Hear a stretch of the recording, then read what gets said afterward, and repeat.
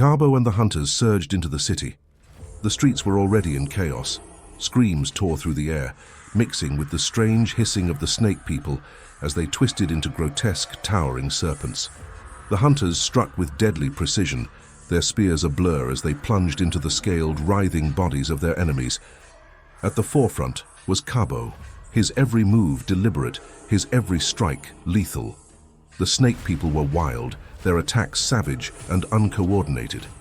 They thrashed and struck with blind rage, their monstrous bodies smashing through walls and tearing apart anything in their path.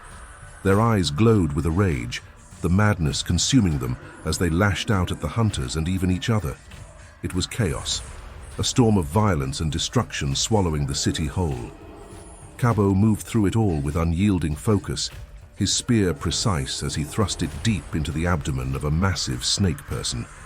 The creature let out an ear-piercing screech before collapsing, its tail slapping the ground with a thud. Cabo's chest heaved as he took in the carnage around him, bodies of townsfolk and snake people scattered like broken dolls. The air smelled of blood and smoke, but amidst the devastation something troubled his mind. Eli was nowhere to be seen. Cabo's gaze snapped upward, locking onto the castle perched atop the hill. Eli was there. The new leader of the snake people, the one who had to be ended, waited inside. With a deep breath, Cabo tightened his grip on his spear and began to run, weaving through the chaos. He dodged snapping jaws and leapt over fallen debris, his focus razor-sharp. The castle was his destination, and nothing would keep him from it. You are watching the Tales of the Savannah. Subscribe and be part of the tribe. Now let's get back to the story. High above in the cold, towering castle, Eli stood at the window of his chamber. His hands rested on the stone sill, his eyes looking at the city below. The cries of the people reached his ears, a mix of fear and pain. But amidst the chaos, a sharper sound rose. The clash of metal, the screeches of dying snake people. His eyes narrowed as he spotted the hunters. They moved with precision, cutting through his people like blades slicing through reeds. The sight sent anguish through him, but there was something else, a grim acceptance. This was their doing.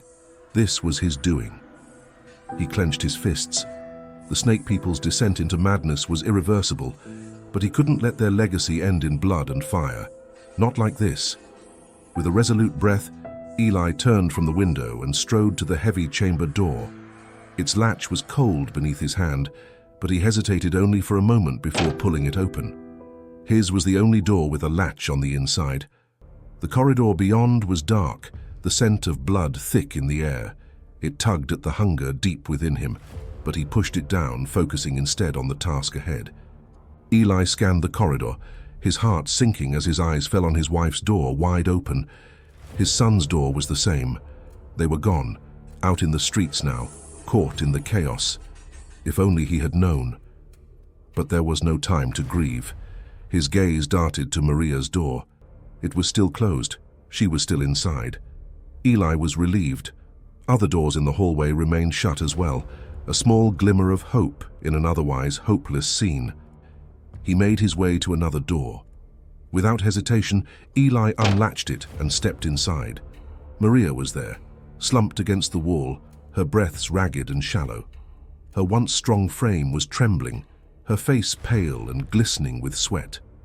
Her eyes were open, glassy and unfocused, but as they landed on Eli, a spark of recognition broke through the haze. She too was battling the addiction, fighting the insatiable hunger that clawed at her from within. For a moment, neither of them spoke. They didn't need to. Maria braced herself against the wall and pushed to her feet. Though unsteady, her movements were filled with purpose. She was the widow of Eli's brother, Mambo, and she carried his unbreakable spirit in her heart. "We fight," she said, her voice hoarse but firm. Eli extended his hand and Maria took it. Together they stepped out into the corridor. Eli and Maria moved to the next door with purpose. Behind it was Maria and Mambo's son, Daniel. When they opened it, the young man inside flinched, startled as the bright light from the corridor spilled into his darkened room. His eyes glinted with primal hunger, and he shielded them against the sudden glare. The scent of blood that lingered in the hallway made him tremble. his body reacting instinctively to the overwhelming craving. Eli stepped inside, kneeling before Daniel. His face was stern as he placed both hands firmly on his nephew's shoulders. "You are our last hope, young man," Eli said, his voice calm. Daniel blinked, confused. "What do you mean, Uncle?" he asked, his voice cracking, the hunger making it difficult for him to focus. Eli shook him gently, leaning closer to ensure his words cut through the haze. "Listen to me, Daniel. Our people are finished here. Our legacy, our very survival, depends on you now. You must go. You must ride to your aunt and her husband. They must be warned. Tell them what has happened here. They are the last hope for preserving the snake people. The hunters will show no mercy." Daniel's breath caught in his throat. "No. I have to stay to fight alongside you together with Mother, for the sake of Father." Maria, standing silently beside them, knelt to hug her son tightly. "You must go, my son. You must survive. The legacy of Mambo cannot perish here," she said, her voice trembling. "Please go, do not stop, do not turn back, no matter what you see or hear. Ride straight to them and deliver this message. Promise me, Daniel, promise me," Maria shouted through her tears. Daniel nodded, tears falling freely from his eyes. Eli stood and moved to a hidden door in the corner of the room. It had been there all along, blending seamlessly into the wall, unnoticed by Daniel until now. Eli opened it, revealing a dark, narrow tunnel stretching into the depths below the castle. The air inside was damp and cold, carrying the faint smell of earth and mildew. "Go into this tunnel," Eli instructed.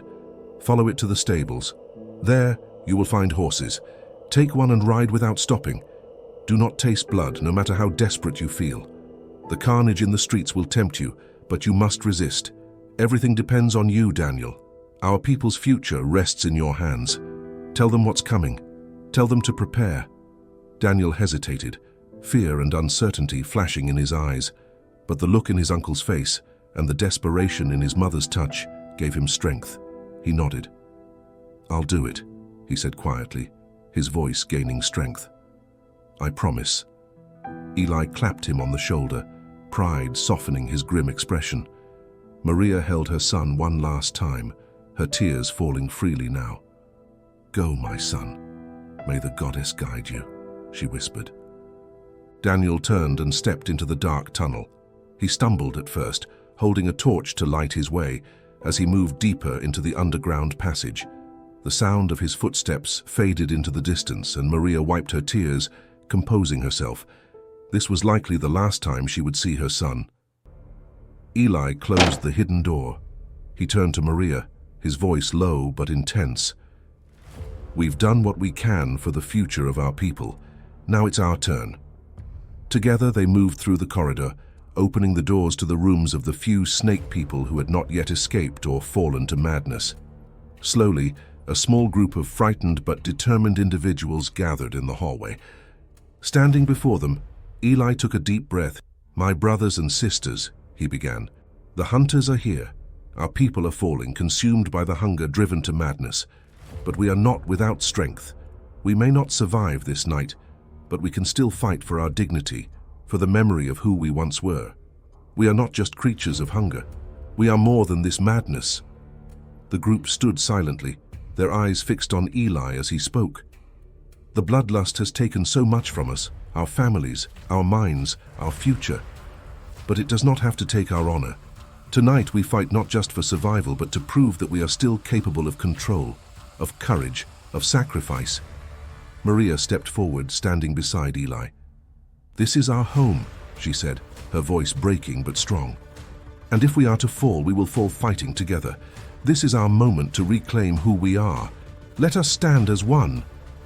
Eli raised his fist. "Tonight we face the hunters, not as beasts, but as a people with a legacy worth dying for. If this is our end, let it be a story worth remembering. For Mambo and Cato, for our children, for the snake people." The small group let out a guttural cheer, their fear replaced by a newfound resolve.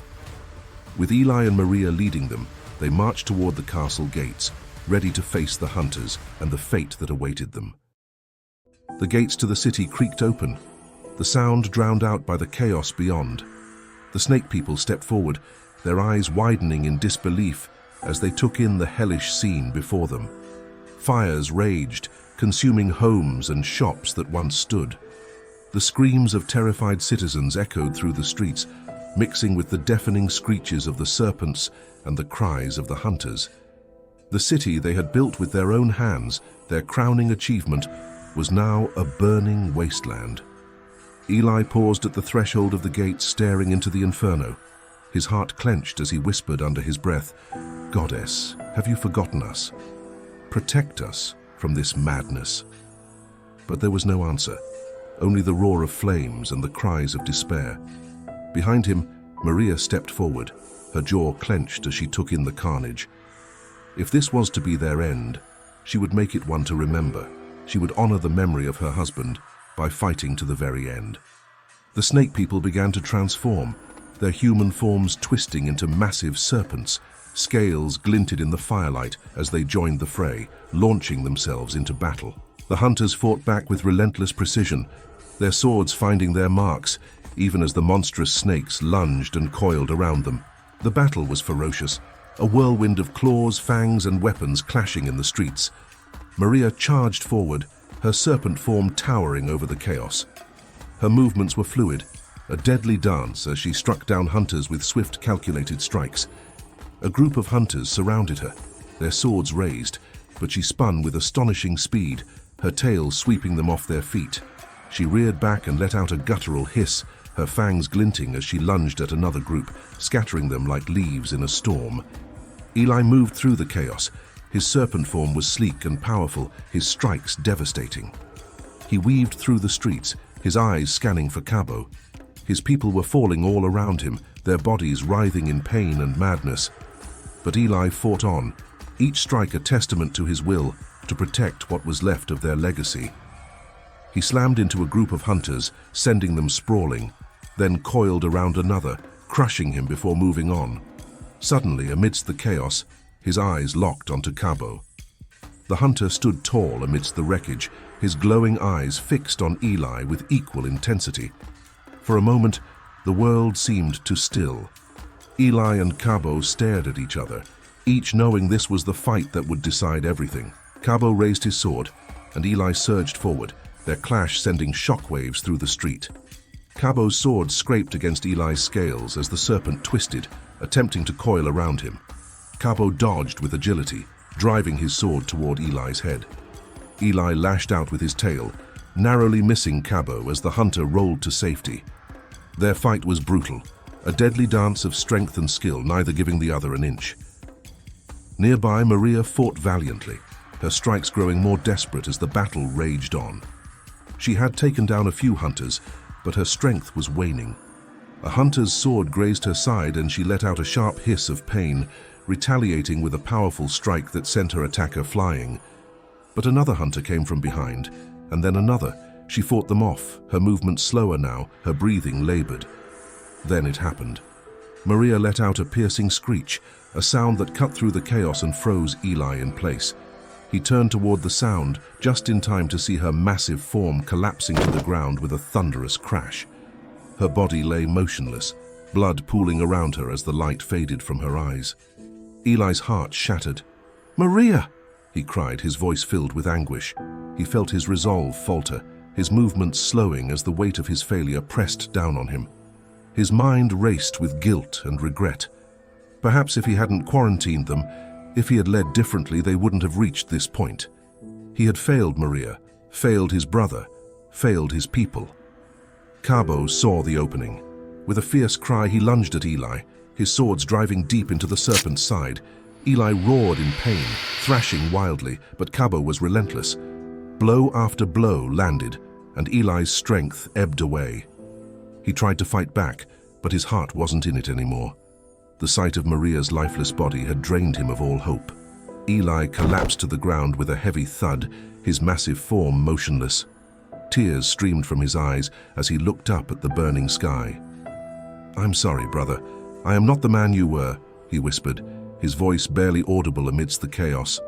With a final shuddering sigh, his body went still. The light in his eyes faded. The leader of the snake people was no more. Cabo stood over Eli's body, his sword still in hand. The battle was over, but the war had just begun. In a distant land, early the next morning, a lone guard stood at the castle gates. He squinted into the horizon, his sharp eyes catching the faint outline of a horse galloping toward the castle. At first it seemed unoccupied, the reins flapping loosely as the animal trudged forward, its pace uneven and weary.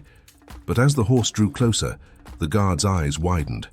Slumped over the saddle was a young man barely clinging to consciousness. "Help him!" the guard shouted, his voice echoing across the courtyard. Others rushed to the gate, their footsteps hurried. Daniel's body was limp, his clothes torn and stained with dust and dried blood. His face was pale, his lips cracked, but he was alive. His eyes fluttered open, and for a brief moment he took in the faces around him. Relief washed over him as he realized he had made it. He had ridden through the night, every ounce of his strength focused on delivering the message his uncle had entrusted to him. "Bring water," a voice called out, and someone pressed a flask to Daniel's lips. He drank weakly, coughing as he tried to steady himself. His head lolled back, but then he straightened, his resolve forcing him to stay conscious. He had a mission to complete. "The hunters," he rasped, his voice hoarse but filled with urgency. "They're coming. They won't stop until they've destroyed us all." His words sent a ripple of shock through the gathered crowd. "You must prepare," he continued, his voice trembling. "You must preserve our legacy, the legacy of the snake goddess. If you don't, we will all perish." A tear slid down Daniel's cheek as he spoke, his grief bubbling to the surface. In one night, he had lost everything he held dear, his mother, his uncle, his people, his home. And yet, he had survived. He was the only one who had made it out of the first war between the hunters and the snake people. As his eyes closed, darkness enveloped him, and he drifted into unconsciousness. For now, he had done all he could. The future of his people and their struggle for redemption rested in the hands of those who had yet to fight. The hunters had gathered. The air was filled with the scent of burning herbs and fresh earth, a sacred aroma that made the moment feel timeless. Cabo stood at the center, his ceremonial garb catching the last rays of light. His face was calm, his emotions carefully held in check. But when his eyes met Zaria's, a flicker of warmth softened his stern expression. Zaria stood radiant, the intricate embroidery on the fabric telling stories of unity, resilience, and hope. A crown of braided leaves adorned her head, a tribute to her father, the late leader Makena. She carried his legacy with quiet strength, a reminder to all present of the lineage that had brought them here. An elder, his name Sundiata, stepped forward. His voice was deep, weathered, and carried the cadence of ancient wisdom. Today we do not merely unite two hearts, we bind the past to the present and the present to the future. In Zaria we honor Elder Makena, who guided us through the storms of Snake Island. In Cabo we honor the strength of Cabo the Great, a leader and founding ancestor. Our traditions are sacred, our bonds forged in more than love. They are forged in purpose. Cabo, Zaria, step forward. Cabo reached for Zaria's hand, their fingers interlocking as they moved toward the elder. From a pouch at his side, the elder drew a small vial of ash, the remnants of a sacred fire that had burned for days to honor the hunters lost to Snake Island. He sprinkled the ash into a carved wooden bowl and poured in water from the forest spring. With a stick of bone, he stirred the mixture until it turned murky. As water binds with ash, so too shall your spirits bind. Drink now, and let the strength of the hunters flow through you. Sundiata held the bowl out to them. Cabo was the first to drink, his expression unchanging as the bitter liquid slid down his throat. Zaria followed, her eyes momentarily closing as the earthy mixture settled within her. Around them, the hunters hummed in unison, their voices low and resonant, a sound that seemed to vibrate in the bones of the earth itself. Sundiata's voice rose, commanding. Cabo, Do you swear to lead with honor and to protect not only your wife but the brotherhood who look to you for guidance? I swear, Cabo said, his voice calm. And Zaria, do you swear to be the heart of this union, to nurture hope and resilience in the face of all that comes? I swear, Zaria replied, her voice firm yet gentle. The elder dipped his fingers into the ash-water mixture and drew a line across their foreheads. By the spirits of our ancestors and the life of the forest that surrounds us, you are now bound as one. Let this union be a beacon for the hunters, a reminder that from the ashes of loss, life rises anew.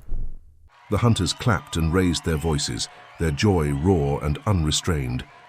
Cabo pulled Zaria into a kiss, and for a moment, the world felt whole again. Yet amidst the celebration, Zoro's gaze wandered. Across the sea of smiling faces, his eyes found Nala. Nala stood apart, her expression warm but reserved. For a moment, the noise around Zoro faded.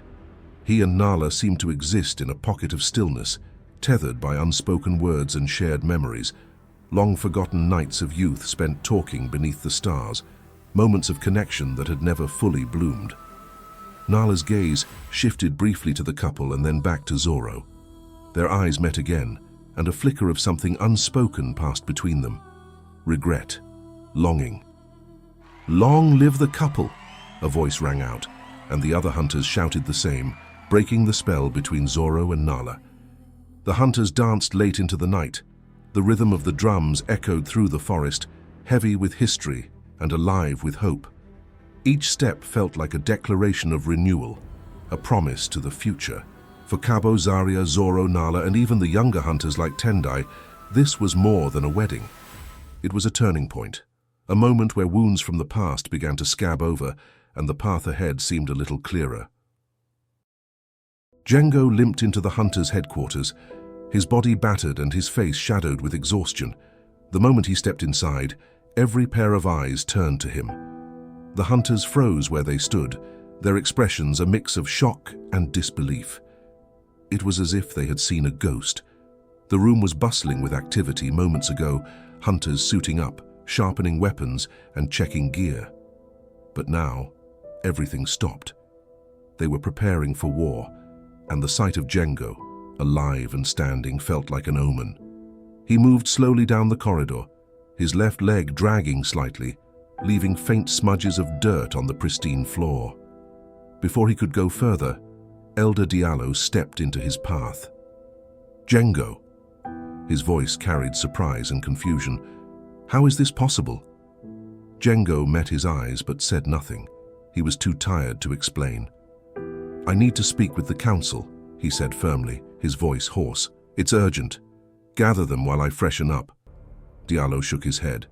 "No," he said, his voice sharp. "You will come with me now. You must explain to the elders what happened. They need answers." Jengo sighed heavily, but didn't argue. He knew this was the way of the hunters. There was no room for delay or secrecy. Diallo led him down the corridor, past rows of hunters who still stared, whispers trailing in their wake. As they entered the boardroom, Jengo froze. "Father!" a voice cried out. Nala, his daughter, rushed into the room, her arms flinging around his neck. "I thought I'd never see you again," she sobbed. Before he could respond, another figure stepped into the room. Nandi, his wife, stood in the doorway, tears streaming down her face. For a moment she didn't move, as if afraid he might disappear. But then she ran to him, pulling him into a tight embrace. "You're alive," she whispered, her voice trembling. "Thank you, goddess." The brief reunion was interrupted as the elders began to enter, one by one. Their faces were grim, their eyes hard and calculating. They took their seats around the long table, their attention fixed on Jengo. The room fell silent, except for the faint hum of a light above. Elder Diallo was the first to speak. "Jengo," he said, his voice steady and cold, "we need to know. How did you escape? The snake people do not let their prey go. What happened?" Jengo stood in the center of the council chamber, his face calm but shadowed with exhaustion. His leg ached with every step he had taken to get here, but his resolve was unshaken. "No, I did not escape," Jengo said, his voice steady. "They let me go." The silence that followed was deafening. The hunters exchanged uneasy glances, struggling to comprehend what they had just heard. A hunter, especially one as legendary as Jengo, being released by the snake people. It was unheard of. It was unthinkable. Elder Mbali was the first to break the silence. "Let you go," she said, her voice sharp. "The snake people do not simply release their captives, least of all a hunter like you. What did they want?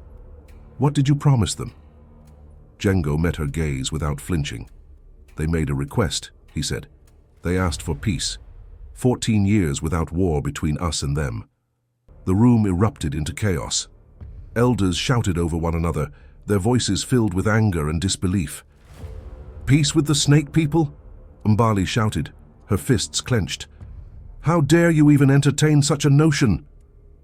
Elder Diallo stood, raising his hand to quiet the room. His voice was deep and commanding. "Explain yourself, Jengo. Why would the snake people ask for peace? And why would they let you go to deliver this request?" "They are tired," Jengo replied. "They've lost warriors, just like we've lost brothers.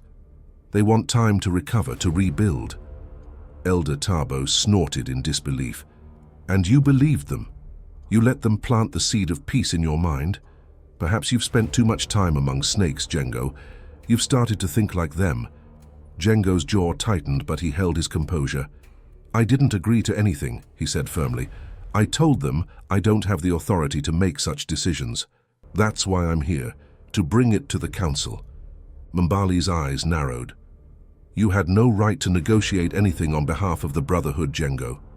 Yes, you are a leader, but that does not give you the power to decide matters of peace or war without the council." "I didn't decide anything, Mbali," Jengo said, his voice rising slightly. "But I wasn't about to throw away an opportunity to stop more bloodshed without consulting all of you." Diallo's voice cut through the growing tension. "And their response to your refusal?" "They said they would wait for our decision," Jengo replied, "but not forever." Elder Tao, the oldest and most measured of the council, leaned forward, his eyes heavy with thought. "We've lost many in this war," he said.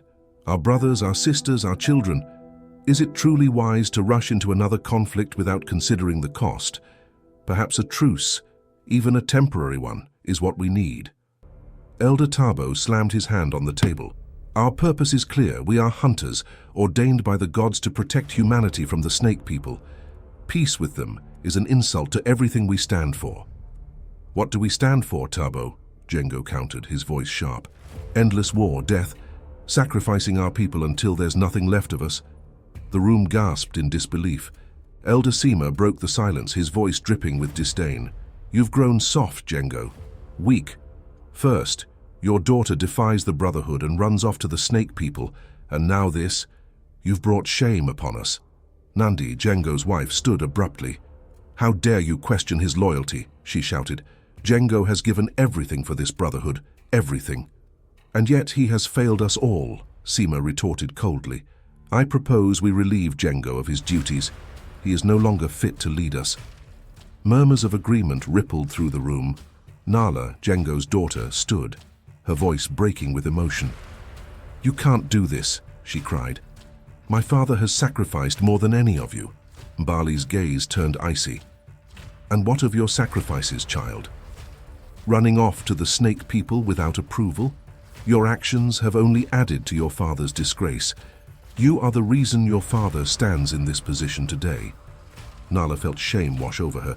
She had not realized her actions had far-reaching consequences. Diallo stood again, his face grim. "Enough," he said. "This isn't a decision we can take lightly.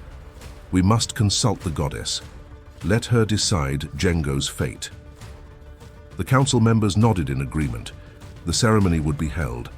The goddess would choose a new leader if Jengo was deemed unworthy. Jengo stood motionless, his face drained. He had brought the snake people's offer to the council, but now it seemed he might pay the ultimate price for it. As the elders filed out, the room felt heavier than before. The fate of the hunters, the fragile hope of peace, and Jengo's own future now rested in the hands of the goddess. Whatever came next would shape the Brotherhood and Jengo's legacy forever. And just like that, my beloved tribe members, we've reached the end of Season 3 of our Snake People and Hunters series. What an incredible journey it has been to get to this point, and I'm so grateful to have shared it with all of you. Thank you for being part of this adventure, for your support and for allowing these stories to unfold in your hearts. If you haven't yet explored the entire series, I warmly invite you to start from Season 1 and join us as we navigate this extraordinary journey into the unknown. For those who've watched every episode along the way, thank you from the bottom of my heart. Your presence has made this story even more meaningful. What are your plans for the upcoming holidays? Are you traveling, spending quality time with family and friends, or maybe just relaxing and recharging? I'd love to hear all about it. Let me know in the comments below. And as always, thank you for watching our story, and we hope you enjoyed it. What lessons did you draw from this story? Share your thoughts with us in the comments below. Don't forget to subscribe and be part of the tribe. Thank you for watching The Tales of the Savannah. We will see you next time in the Savannah.